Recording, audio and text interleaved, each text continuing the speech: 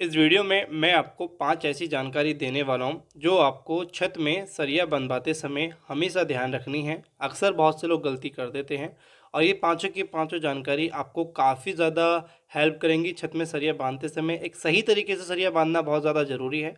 मैं आपको साइट पर प्रैक्टिकल वो चीज़ दिखाता हुआ चलूँगा ताकि आपको अच्छे से समझ में आए।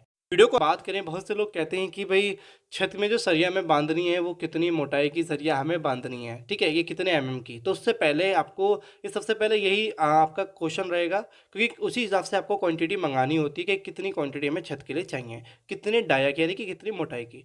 तो उससे पहले मैं आपको बता दूं कि छत में सरिये की मोटाई तय रखते करते समय आपको ये पता होना बहुत ज़रूरी है कि आपकी छत की मोटाई क्या है। छत में सरिये की मोटाई अलग होती है और छत की मोटाई अलग होती है, ये आपको बहुत अच्छे से क्लियर है, लेकिन उसी दोनों चीज़ पे डिपेंड होता है एक दूसरे की चीज़ें। तो यहाँ पे अगर हम बात करें, आप छत की मोटाई अगर 5 इंची रख रहे हैं जो कि एक नॉर्मल मोटाई रहती है, अक्सर बहुत से लोग रखते हैं, तो उसमें आप छत की सरिये की मोटाई 10 एमएम रखेंगे। 12 एमएम की नहीं देने की ज़रूरत है, क्योंकि अक्सर ज़्यादा सरिया देने की वजह से भी आपकी छत में क्रैक या प्रॉब्लम और भी ज़्यादा आ सकती है। तो इसलिए 10 एमएम की ठीक है अगर आप 5 इंची की रख रहे हैं। उसके बाद में आपको जो सबसे ज़रूरी पार्ट होता है स्लैब में, जो आज के समय में आपने देखा होगा, क्रैंक देने का। तो क्रैंक देखते हैं, आप देख रहे हैं यहाँ पे कि सरिये को बैंड किया जा रहा है, क्रैंक बार इसको बोलते हैं। ये क्रैंक देते समय आपको बहुत सी बातें ध्यान रखनी है, जैसे कि मैं आपको बताऊंगा। और बहुत से लोग इस चीज़ से इग्नोर करते हैं, इसको अपनी छत में नहीं देते। जैसे आप देख रहे हो अल्टरनेट यहाँ पे इसको मोड़ा जा रहा है, एक सरिया छोड़ के एक सरिये में बैंड किया जा रहा है, आपको दिख रहा होगा। बट मैं आपको बता दूं कि ये देना ज़रूरी है, बहुत ज़्यादा ज़रूरी है। क्या ज़रूरी है, क्योंकि इसके पीछे कारण क्या, पहले मैं बता देता हूँ।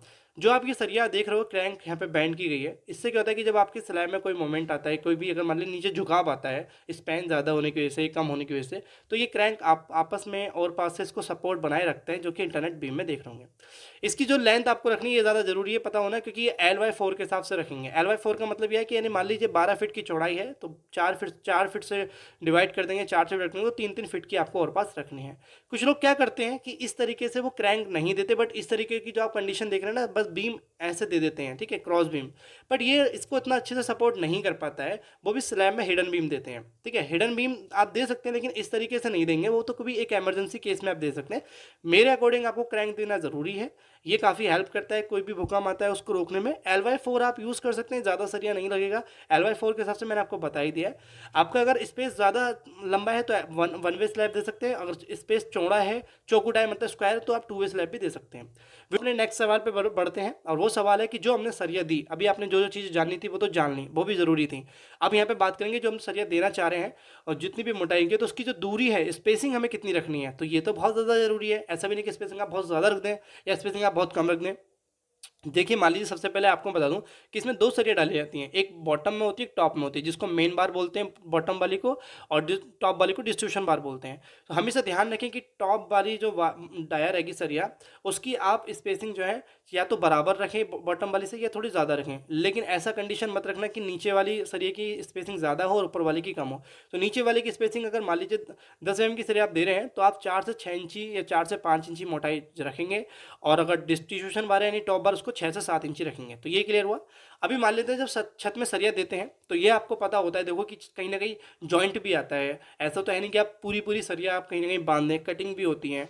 तो जो कटिंग होती है और जहाँ पे हम जॉइंट आता है यानी लैप करते हैं, उस केस में आपको ध्यान क्या रखना है। आप यहाँ पे एक गलती होती है, देख रहे हो कि दोनों साइड में यहाँ पे लैप हुआ है, दोनों जस्ट बराबर बराबर में कर दिया है। आपको कभी भी बराबर में फेस में नहीं करना है। अब मान लीजिए जहाँ पे ये बराबर की सरिया मतलब अपोजिट साइड में आप देखेंगे, दाएं और बाएं दोनों ही फेस में सरिया की लैप किया गया है।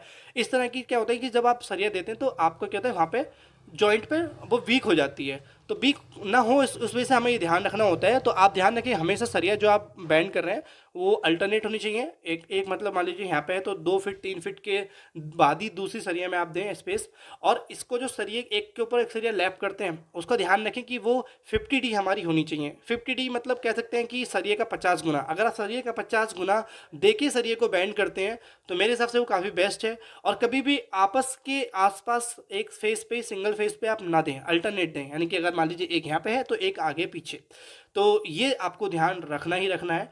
और जहाँ पे क्रैंक आप करिए वहाँ पे आप ना दें जॉइंट, थोड़ा बचें कि वहाँ पे आप ना दें, क्योंकि वहाँ पे आपको हमेशा स्ट्रॉन्ग फेस लेके चलना होता है। वहाँ पे कोई भी अगर नेगेटिव आप ऐसा कुछ रखते हैं तो वहाँ पे प्रॉब्लम आ सकती है। क्रैंक की जो मोटाई होती है, मतलब हाइट जो होती है, वो डिपेंड करता है कि सरिये की मोटाई, छत की मोटाई आप क्या रख रहे हैं, उस हिसाब से 1 इंची नीचे और 1 इंची ऊपर कवर छोड़ना पड़ता है। तो मैं उम्मीद करूँगा कि मैंने अभी तक आपको जो वीडियो में ये 5 जानकारी दी है सरिया बांधते समय हमेशा ध्यान रखना है। आप अब कभी भी किसी भी लेबर पे डिपेंड ना रहें, क्योंकि वो अपने हिसाब से बांध के चले जाते हैं। और से thank you for watching video, मिलते हैं अपनी नेक्स्ट वीडियो में।